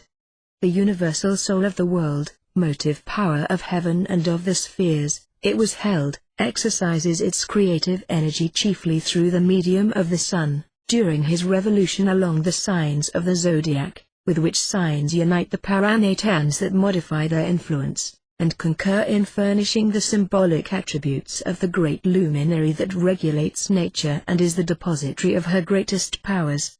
The action of this universal soul of the world is displayed in the movements of the spheres, and above all in that of the sun, in the successions of the risings and settings of the stars, and in their periodical returns. By these are explainable all the metamorphoses of that soul, personified as Jupiter, as Bacchus, as Vishnu, or as Buddha, and all the various attributes ascribed to it, and also the worship of those animals that were consecrated in the ancient temples, representatives on earth of the celestial signs, and supposed to receive by transmission from them the rays and emanations which in them flow from the universal soul.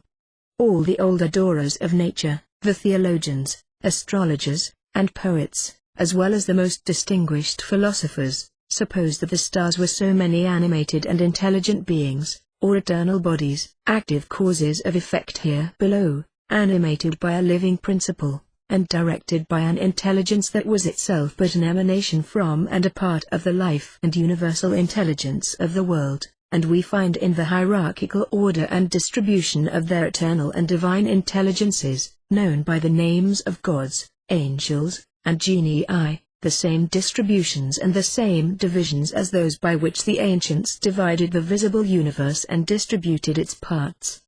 And the famous divisions by 7 and by 12, appertaining to the planets and the signs of the zodiac, is everywhere found in the hierarchical order of the gods, and angels, and the other ministers that are the depositories of that divine force which moves and rules the world. These, and the other intelligences assigned to the other stars, have absolute dominion over all parts of nature, over the elements, the animal and vegetable kingdoms, over man and all his actions, over his virtues and vices, and over good and evil, which divide between them his life, the passions of his soul and the maladies of his body. These and the entire man are dependent on the heavens and the genii that they inhabit, who preside at his birth, control his fortunes during life, and receive his soul or active and intelligent part when it is to be reunited to the pure life of the lofty stars. And all through the great body of the world are disseminated portions of the universal soul, impressing movement on everything that seems to move of itself, giving life to the plants and trees, directing by a regular and settled plan the organization and development of their germs, imparting constant mobility to the running waters and maintaining their eternal motion, impelling the winds and changing their direction or stilling them, calming and arousing the ocean, unchaining the storm, pouring out the fires of volcanoes, or with earthquakes shaking the roots of huge mountains and the foundations of vast continents, by means of a force that, belonging to nature, is a mystery to man. And these invisible intelligences, like the stars, are marshaled in two great divisions, under the banners of the two principles of good and evil, light and darkness, under Ormuzd and Ahriman, Osiris and Typhon. The evil principle was the motive power of brute matter, and it, personified as Ahriman and Typhon, had its hosts and armies of deaths and genii, fallen angels and malevolent spirits, who waged continual wage with the good principle, the principle of imperial light and splendor, Osiris, Ormuzd, Jupiter or Dionysos, with his bright hosts of Amshazpans, Izeds, angels, and archangels, a warfare that goes on from birth until death, in the soul of every man that lives. We have heretofore, in the 24th degree, recited the principal incidents in the legend of Osiris and Isis, and it remains but to point out the astronomical phenomena which it has converted into mythological facts. The sun, at the vernal equinox, was the fruit-compelling star that by his warmth provoked generation and poured upon the sublunary world all the blessings of heaven, the beneficent god, tutelary genius of universal vegetation, that communicates to the dull earth new activity, and stirs her great heart, long chilled by winter and his frosts, until from her bosom burst all the greenness and perfume of spring, making her rejoice in leafy forests and grassy lawns and flower-enameled meadows, and the promise of abundant crops of grain and fruits and purple grapes in their due season. He was then called Osiris, husband of Isis, god of cultivation and benefactor of men, pouring on them and on the earth the choicest blessings within the gift of the divinity. Opposed to him was Typhon, his antagonist in the Egyptian mythology, as Ahriman was the foe of Ormuzd, the good principle, in the theology of the Persians. The first inhabitants of Egypt and Ethiopia, as Diodorus Siculus informs us, saw in the heavens two first eternal causes of things, or great divinities, one the sun, whom they called Osiris, and the other the moon, whom they called Isis, and these they considered the causes of all the generations of earth. This idea, we learn from Eusebius, was the same as that of the Phoenicians. On these two great divinities the administration of the world depended. All sublunary bodies received from them their nourishment and increase, during the annual revolution which they controlled, and the different seasons into which it was divided. To Osiris and Isis, it was held, were owing civilization, the discovery of agriculture, laws, arts of all kinds, religious worship, temples, the invention of letters, astronomy, the gymnastic arts, and music, and thus they were the universal benefactors. Osiris traveled to civilize the countries which he passed through, and communicate to them his valuable discoveries. He built cities, and taught men to cultivate the earth. Wheat and wine were his first presents to men. Europe, Asia, and Africa partook of the blessings which he communicated, and the most remote regions of India remembered him, and claimed him as one of their great gods. You have learned how Typhon, his brother, slew him. His body was cut into pieces, all of which were collected by Isis, except his organs of generation, which had been thrown into and devoured in the waters of the river that every year fertilized Egypt. The other portions were buried by Isis, and over them she erected a tomb. Thereafter she remained single, loading her subjects with blessings. She cured the sick, restored sight to the blind, made the paralytic whole, and even raised the dead. From her Horus or Apollo learned divination and the science of medicine. Thus the Egyptians pictured the beneficent action of the two luminaries that, from the bosom of the elements, produced all animals and men, and all bodies that are born, grow, and die in the eternal circle of generation and destruction here below. When the celestial bull opened the new year at the vernal equinox, Osiris, united with the moon, communicated to her the seeds of fruitfulness which she poured upon the air, and therewith impregnated the generative principles which gave activity to universal vegetation.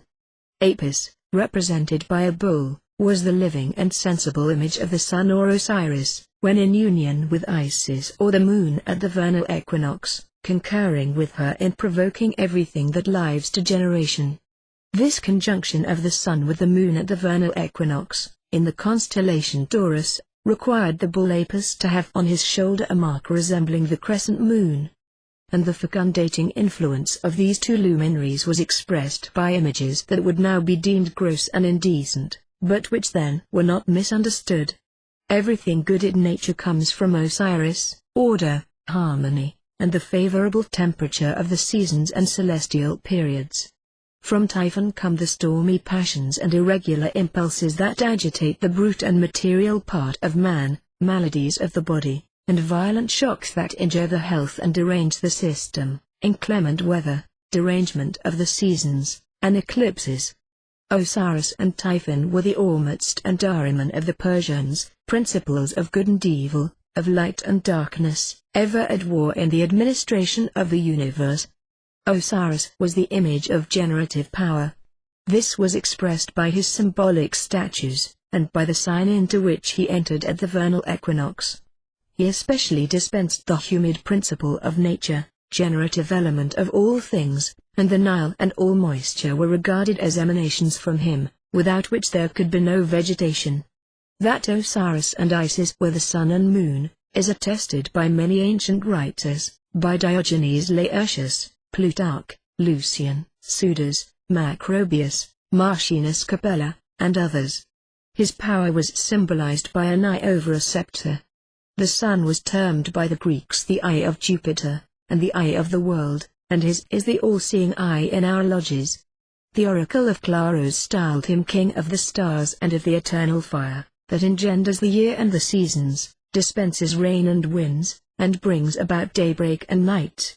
And Osiris was invoked as the god that resides in the sun and is enveloped by his rays, the invisible and eternal force that modifies the sublunary world by means of the sun. Osiris was the same god known as Bacchus, Dionysos, and Serapis.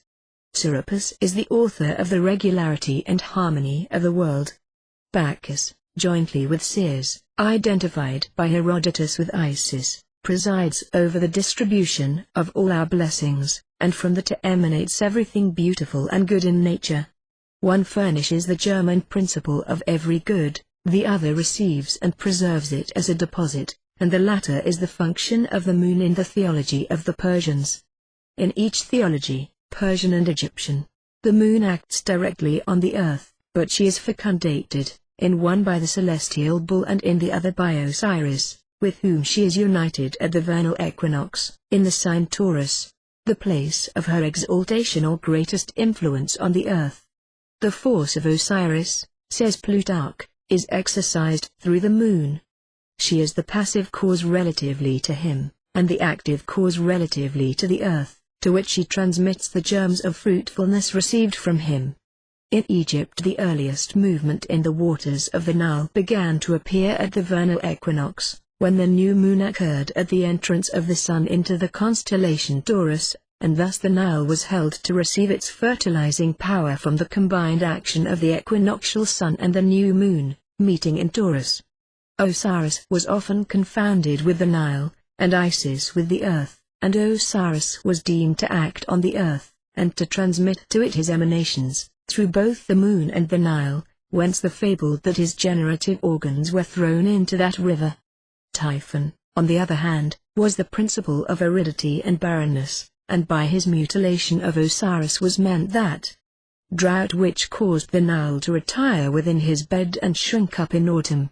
Elsewhere than in Egypt, Osiris was the symbol of the refreshing rains that descend to fertilize the earth, and Typhon the burning winds of autumn, the stormy rains that rot the flowers, the plants, and leaves, the short, cold days, and everything injurious in nature, and that produces corruption and destruction. In short, Typhon is the principle of corruption, of darkness, of the lower world from which come earthquakes, tumultuous commotions of the air, burning heat, lightning, and fiery meteors, and plague and pestilence. Such too was the Ahriman of the Persians, and this revolt of the evil principle against the principle of good and light, has been represented in every cosmogony, under many varying forms. Osiris, on the contrary, by the intermediation of Isis, fills the material world with happiness, purity, and order, by which the harmony of nature is maintained.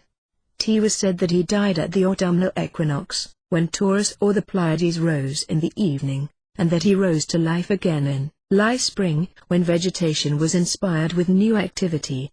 Of course the two signs of Taurus and Scorpio will figure most largely in the mythological history of Osiris, for they marked the two equinoxes, 2,500 years before our era, and next to them the other constellations, near the equinoxes, that fixed the limits of the duration of the fertilizing action of the sun, and it is also to be remarked that Venus, the goddess of generation, has her domicile in Taurus, as the moon has there her place of exaltation.